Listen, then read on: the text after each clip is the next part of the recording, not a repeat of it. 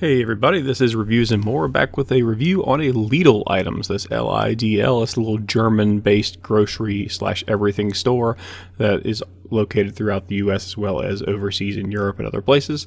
And this is on a extendable electric chainsaw with an adjustable angle set at the tip. So to start things off, this thing was about $44 plus the cost of the extended life 20-volt battery, and that put the total cost up to about $80 with the taxes in my area.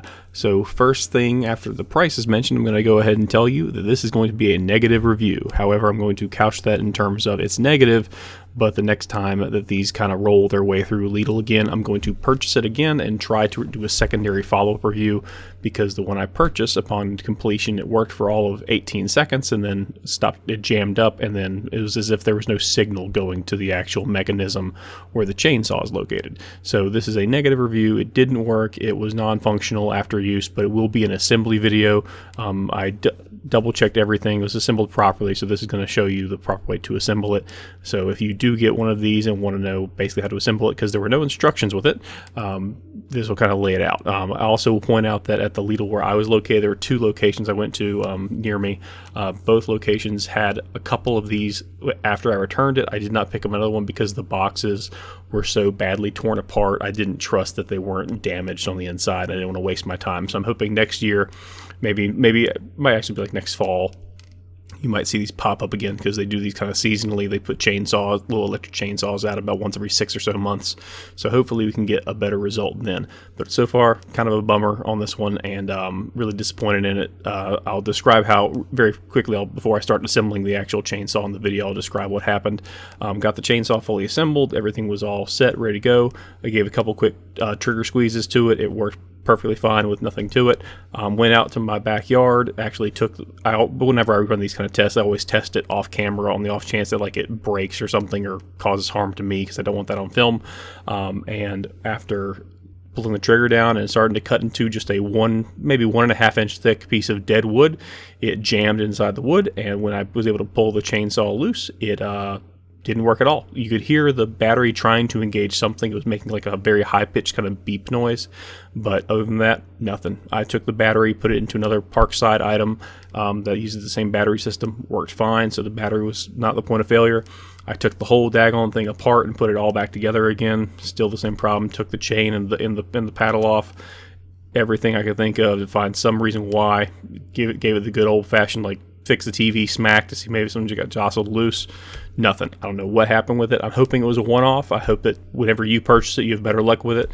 But for me, it was kind of a bummer. So that's kind of where I'm sitting at on it. I'm disappointed, but I'm going to give it another chance whenever they resell these again, and I'll pick one up.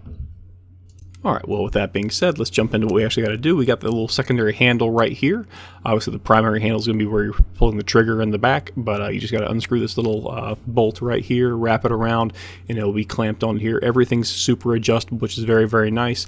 The clamping system is good, but not perfect. It will slide. It's not exact. Like, I feel like if you were really kind of jostling, if you were like cutting down a high branch and had to move your hand really tight, it might slide up and down where that thing connects, but the actual handle position tightens on really well. It's made of decent material. Obviously, you got a metal on the inside, you got the metal bolt inside and the plastic outside, so it's not perfect or anything, but the plastic helps keep it to be lightweight, which is what you're kind of going for with most electric chainsaw kind of products. You don't want the big heavy chainsaw for obvious reasons, so that's kind of the sacrifice you make, having a lower grade plastic.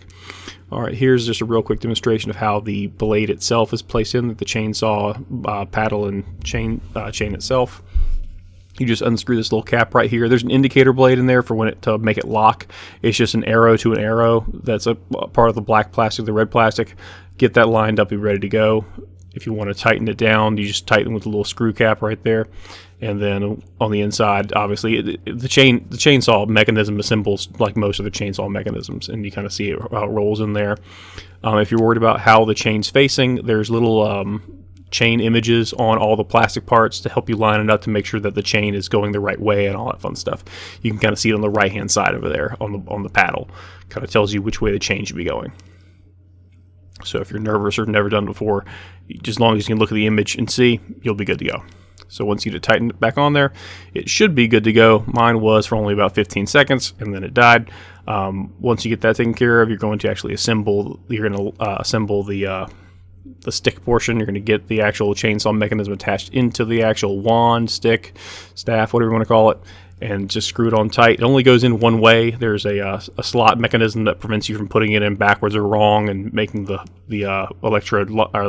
plug not line up. And then you see that little red button on the left-hand side that adjusts the angle of the actual blade itself, so you can change the angle of the saw around. So overall, it's a cool design. It looks like it would work really nice if mine just happened to not work. So hopefully next 6 months to a year I can do a nice follow-up and everything will be hunky-dory, and this was just kind of a one-off. But again, because as I mentioned, the Parkside brand, I like it because I actually own like 3 or 4 Parkside tools in that 20-volt category, and they all work great. And this is the first time I've ever had a negative experience with it, but you can't get much worse than 13 seconds in, it just stops working.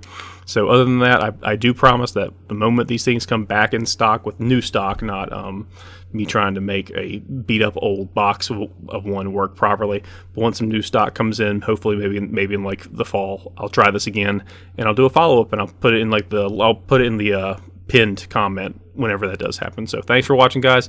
Sorry if it's not super helpful. Hope the assembly was kind of helpful because mine did not come with instructions, but overall kind of a bummer, and hope next time we have a little bit of a better product.